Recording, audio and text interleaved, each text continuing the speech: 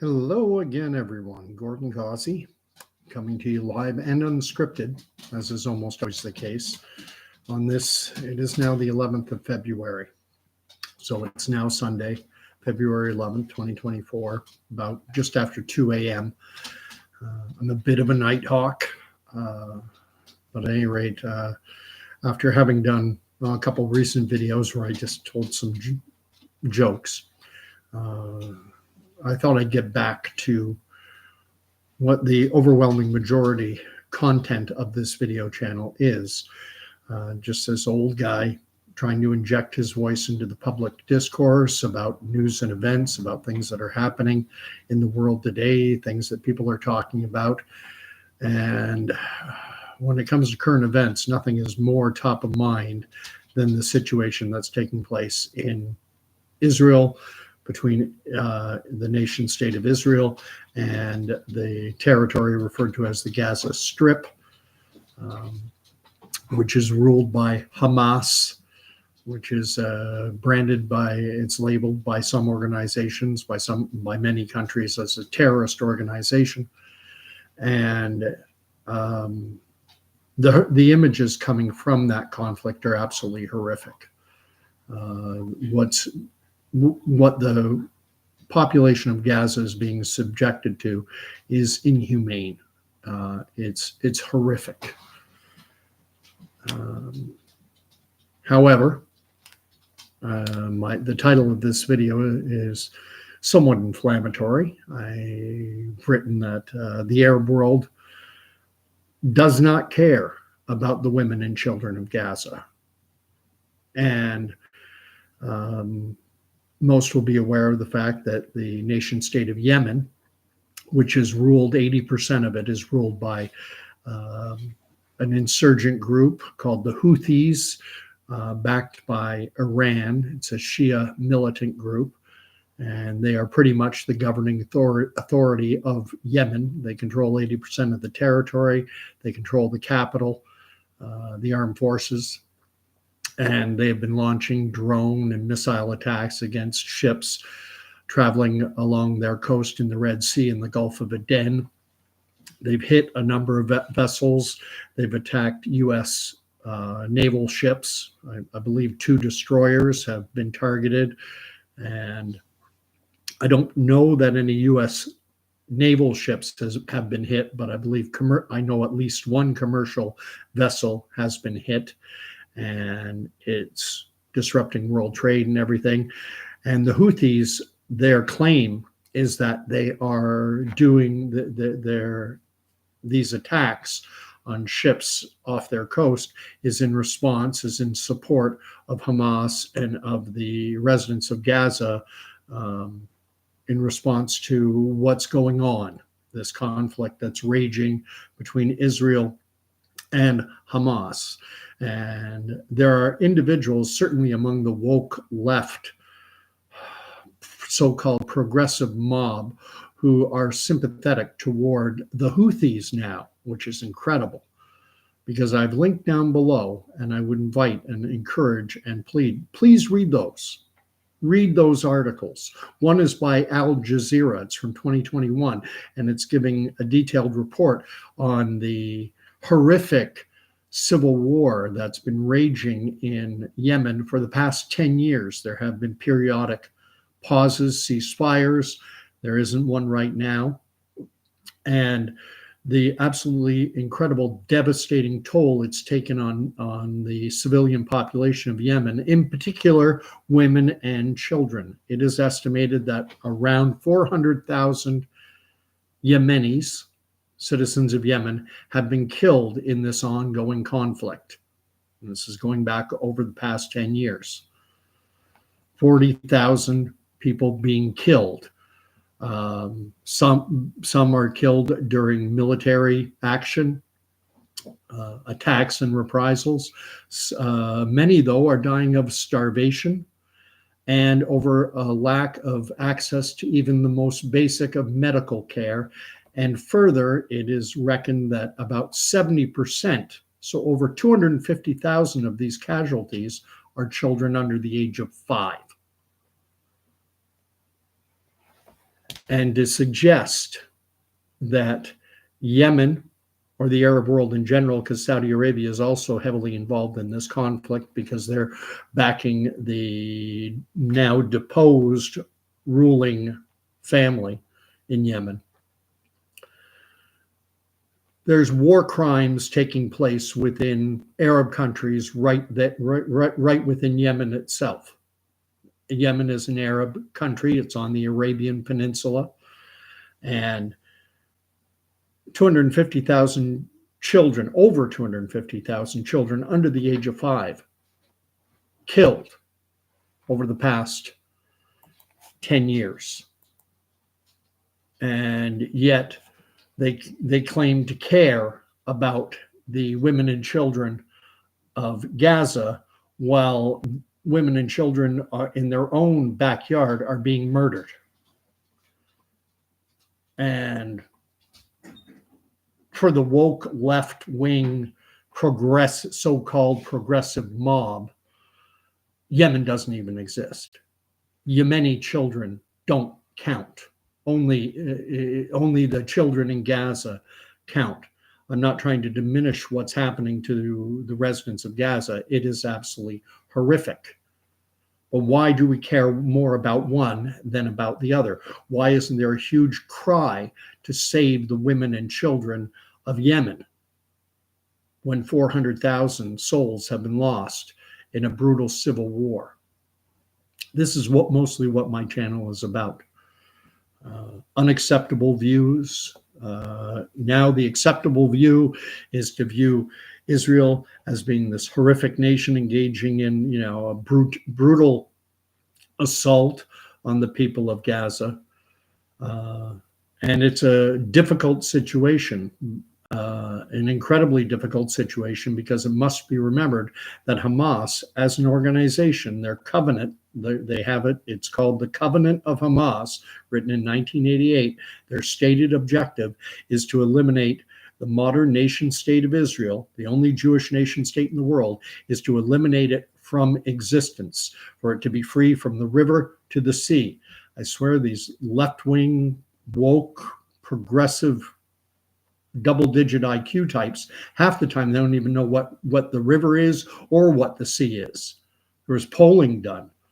And they supporters of the so-called Palestinian cause sometimes think the river is the Euphrates or the Tigris or the Nile. I bet you some of them even think it's the Amazon down in South America.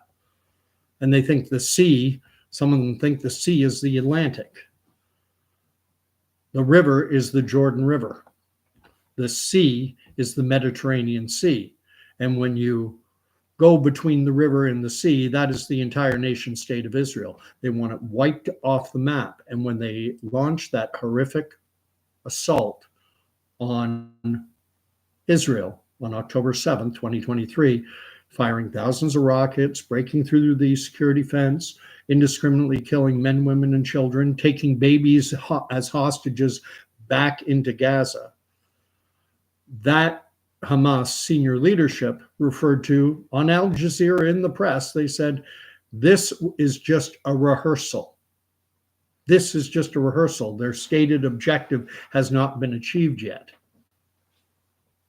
There's more planned.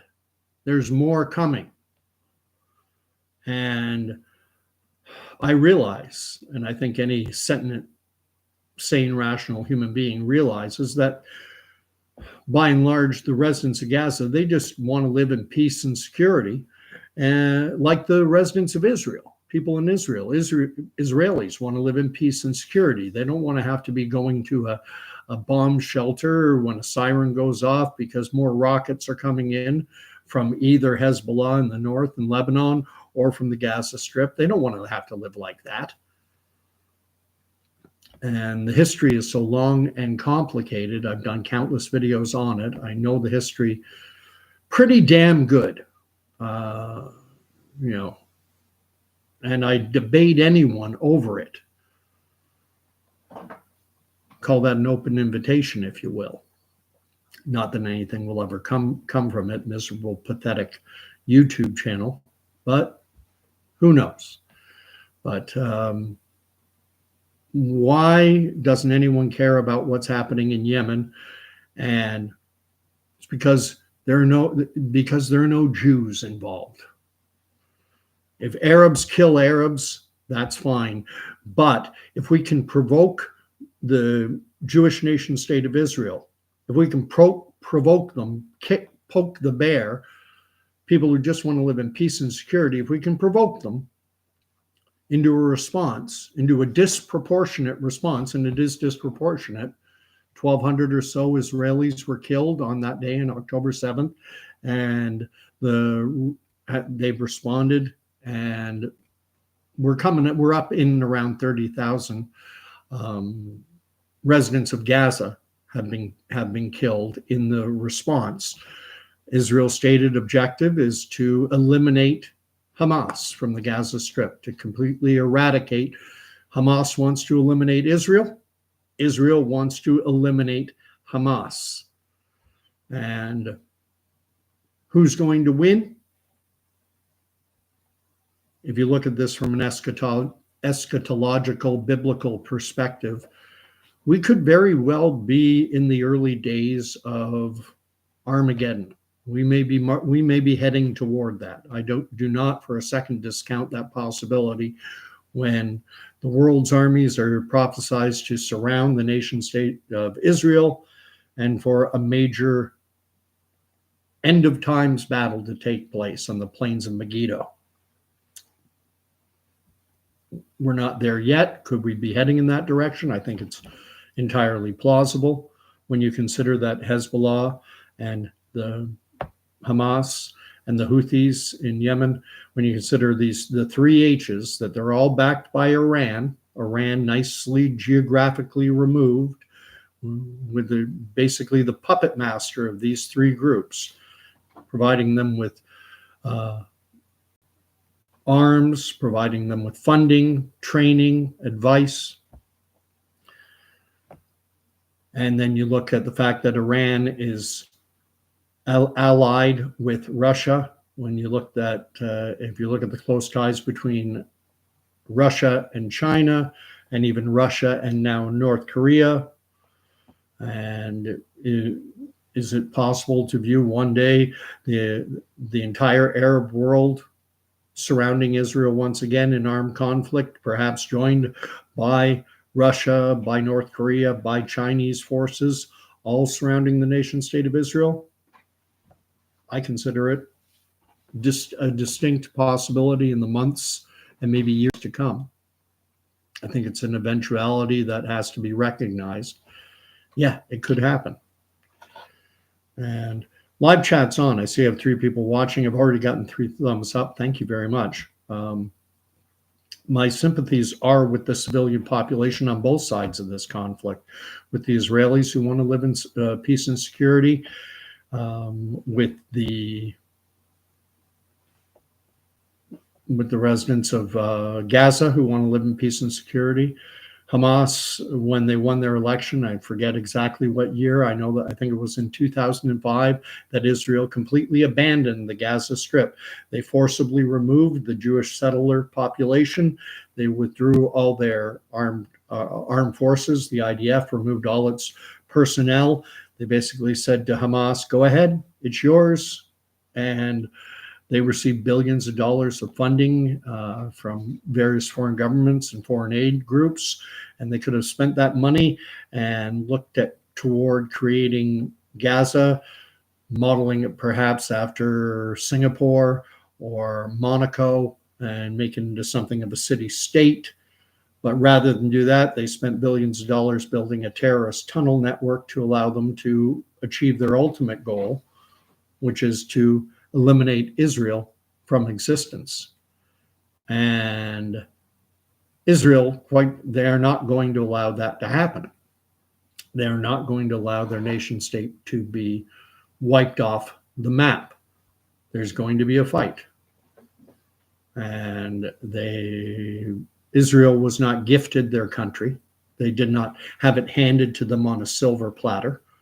They fought a brutal, nearly year-long war, started in March rather on May 15th, 1948. That was the start of the first Arab-Israeli war. The territory that we now call Israel today, including Gaza and the West Bank, the occupied Palestinian territories, this little tiny strip of land about the size of New Jersey had been governed. The governing authority in this region had been the British. They had ruled it from the closing days of World War I right up until May 15, 1948. They had this mandate system. The mandate system is what came out of World War I. And there wasn't just the Palestinian mandate. There was a mandate for the British mandate for Mesopotamia. There's a French mandate for Lebanon. They had this mandate system. And the British vacated. They left. They gave it up on May 15th. That was the expiration date for their mandate. So as of May 15th, 1948, there was no governing authority. There was no Palestine. There was no Ottomans anymore. There was no Israel. It was up for grabs. The Palestinians had already been given a state. They'd been given the nation state of Jordan, handed to them on a silver platter. And that's just historical reality. The mandate for Palestine was created in 1920 at something called the San Remo Conference. Look it up, San Remo on the Italian Riviera. 1920 conference at San Remo, the British mandate for Palestine was created along with the British mandate for Mesopotamia and the French mandate for Lebanon, this mandate system. And Britain's portion included all of present-day Israel and all of present-day Jordan. That was their Palestinian mandate. And a year later, 1921, they carved out 75% of their Palestinian mandate and they gifted it to Arabians by a group called the Hashemite dynasty, which had been the rulers of the Arabian Peninsula during World War I. The Hashemites had allied. They fought alongside the British against the Ottoman Turks. And so to pay them back, they gave them a Palestinian, they gave them the largest part of the Palestinian mandate that they had been given, that had been established at the San Remo conference. But I'll wrap it up. I'll try and keep it under 20 minutes. Read the articles down below. You're going to see images in there that are absolutely horrific. Mass graves. You'll see, an adult carrying what appears to be the lifeless body of a child. Another picture of an incredibly emaciated child. Looks like he's starving. And if someone put these images out and said, look at what's happening in Gaza, you would believe that it's happening in Gaza. But these images that are in those articles down below, both from Al Jazeera and the UN article, it's not Gaza, it's Yemen. But no one cares. Because the woke, left, progressive, brain-dead, double-digit IQ mob isn't programmed to care about Yemeni children or Yemeni women. Read the UN article further and you'll see, I find it incredibly brain dead stupid how the so-called the LGBTQ community is, are supporting the cause of Hamas. And then read that UN article about what's happening in Yemen to women, to children, to what happens in Yemen if anal sex is dealt with either by corporal punishment or even death, the death penalty. And the LGBTQ community is supporting organizations, groups that advocate corporal punishment and death for people who engage in something like anal sex. My Christian faith notwithstanding,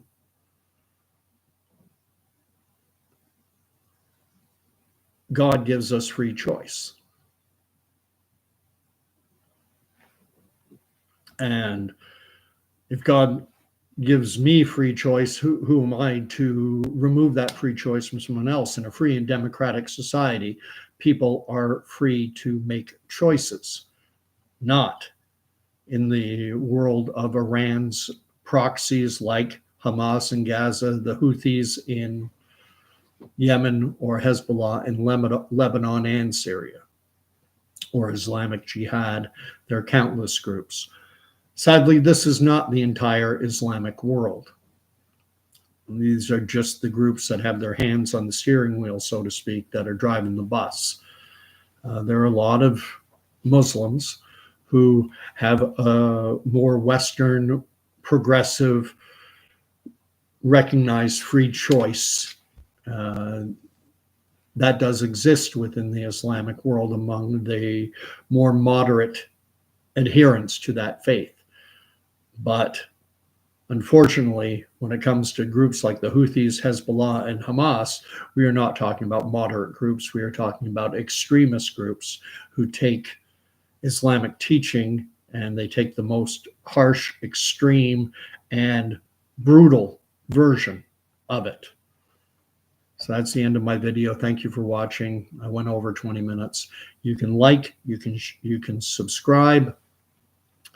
If you don't like these unacceptable views, if you signed on to my channel just recently because you liked the jokes I told, you may want to unsubscribe. Likewise, though, if you do like, you're welcome to subscribe, and I always appreciate comments. Anyway, we'll talk to you later. God bless.